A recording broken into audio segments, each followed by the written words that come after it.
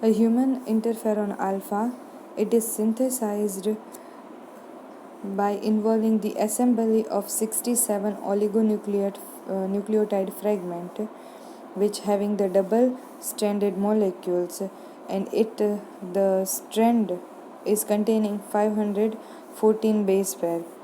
Now natural gene sequence of this interferon is obtained from the complementary DNA and having the 125 fraction of messenger RNA to produce the interferon, human interferon, and ultimately it is cloned into the E. coli using the PBR 322 vector, and this complementary DNA inserted into the beta lactamase gene at the site, at the entering site or original site, and fusion of the protein is done, and by the hybridization of that messenger RNA the complementary DNA is produced, and this complementary DNA containing the interferon alpha.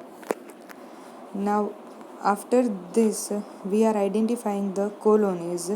So for to identify that particular colony which having the interferon is screened out by using 32p labeled fragment as a probe. Now this interferon molecules is fused with the beta lactamase, and ultimately it is introduced, or we can say it is expressed in the E. coli using the different technique construction or different expression system like the beta lactamase, or we can say trip, etc. Now this insertion of this gene into the plasmid vector of E. coli, we result, or we can get the active fusion product of amino acid and interferon alpha A. So this is the different type of last paragraph is the production of alpha A, and foremost paragraph is the interferon alpha production. Now next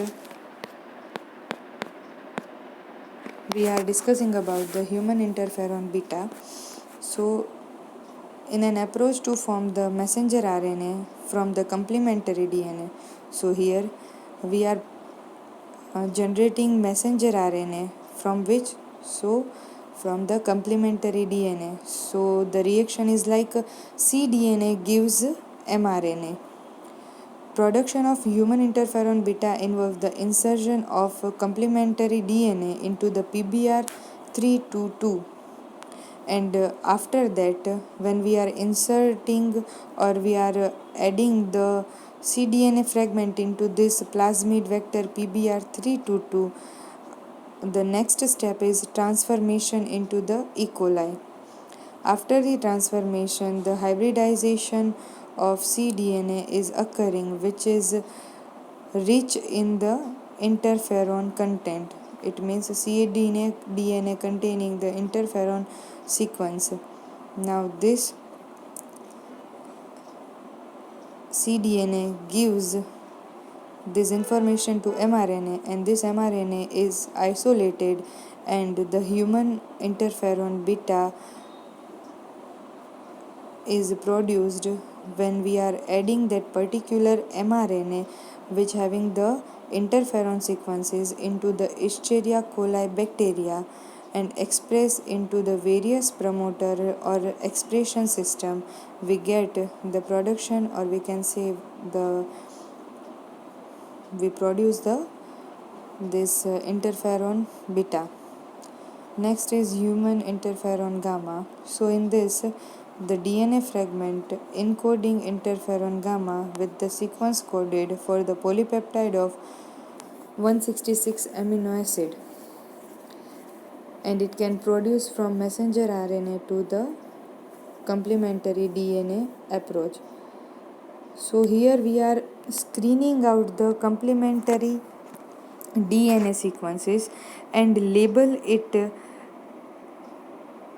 and after labeling we are introducing it into the vector of E. coli. Now this process again go into the cleaving of a peptide bond, and after cleaving we get the two synthetic oligonucleotide which are restored in the codon, and ultimately after the incorporation of initial codon ATG, the restriction site termination join with the promoter, and this product having a single gene, and we hybridize the interferon gamma complementary DNA sequence. So this is the use, or we can say production of interferon by the rDNA technology and genetic engineering.